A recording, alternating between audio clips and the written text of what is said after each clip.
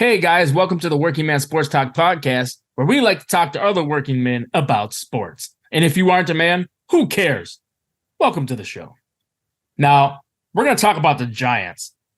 Oh my God. What the hell is happening in New York, John? What's happening in New York?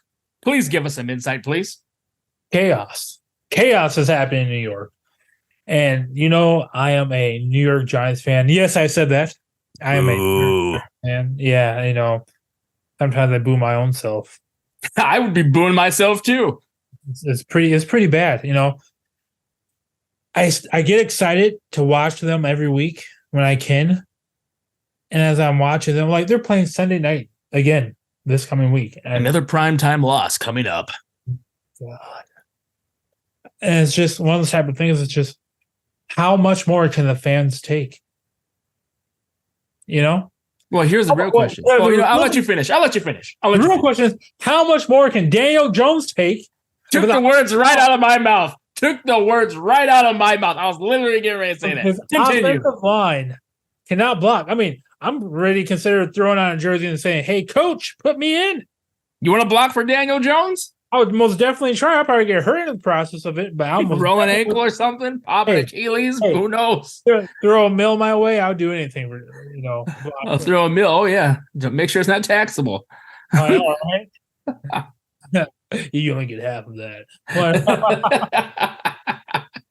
As Dak Ball just takes a check right out of my hand. You have a no injured clause on your. Gotta get taxed. Gotta pay for these streets in New York. But no, the offensive line, literally, they have how many offensive linemen injured? They have 1, 2. I was going to say just 1. 4, 5. Good God. 5? 5. Jeez. I mean, like, what are you supposed to do? I don't know, because you took a long pause there. I don't think you even knew what to say on that. Like 5. It's like, come on. And Daniel Jones might not even play. He hurt his neck. I mean, I hurt my neck too getting hit so many times. You know how many times he's been sacked this year? How many times? 28. Ew. And we're in week 6. You know, I saw a stat the other day that so far, and between him and Andrew Luck in their career, Andrew Luck was sacked more times than he was, and he has 1 more year on Andrew Luck, I believe. Oh my God. Yeah. Now people want to know why Andrew Luck retired. This man's about to retire after this season. He could. And I wouldn't blame him. I would not blame him because nobody deserves that type of punishment. Now, is he hanging on to the ball too long? Who knows? I don't watch a lot of the Giants games. No, he what I've seen, the ball is getting out of his hands right when it touches it. It's either getting out of his hands or he's running for his life because he knows he doesn't have the time. So they're doing dink and dunks, you know, here and there. That's why, what's the name? Wendell Robinson's been having great games because everything has been dink and dunk to Wendell Robinson. He's been lining up in the backfield too because Saquon's been out and we have no good backup running back. And they just paid that man, not full contract, but to the maximum of what they could. And they did just pay DJ, Danny Dimes, Vanilla Vic, Daniel Jones, who's not performing either. I mean, I don't want to say it.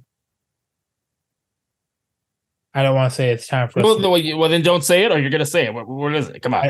I don't want to speaking as this. I still believe in Daniel Jones. Okay. My God, but it's just. Is it time for us to move on? I don't know.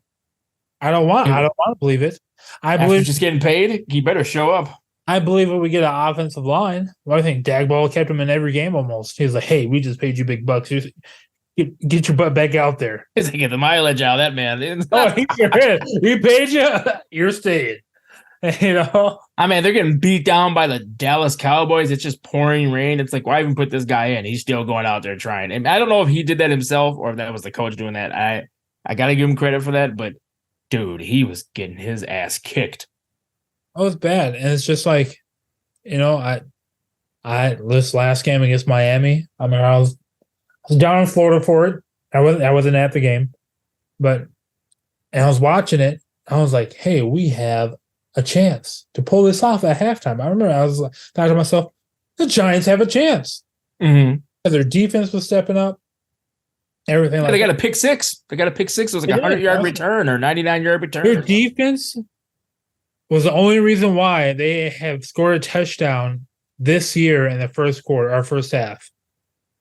Otherwise, their offense has not scored a touchdown at all. Good God. In the first half of the games, their offense has not scored a touchdown. Maybe got a field goal, but no touchdowns at all. Good God. Painful to watch because even like when they played against Seattle and they only had 3 points, they had some strong drives that were just like, hey, this is actually looking really good. They look like they can go down there and score. And guess what they do? They crap the bed. I think Saquon needs to get back on the field, number one. Mm-hmm. Yeah.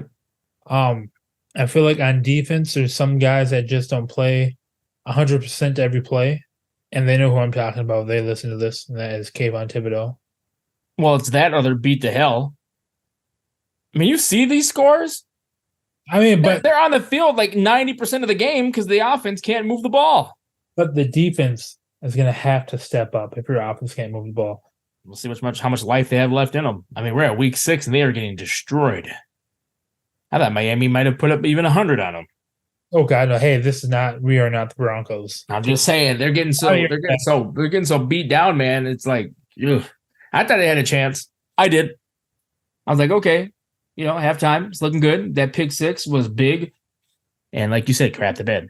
Just yeah. Now I have a take on this. We're in week 6, right? And I said Daniel Jones has been sacked 28 times already. In the game against Seattle, he was sacked 11 times alone. If this trend continues, you might have to start monitoring his health, possibly even sit him on the bench.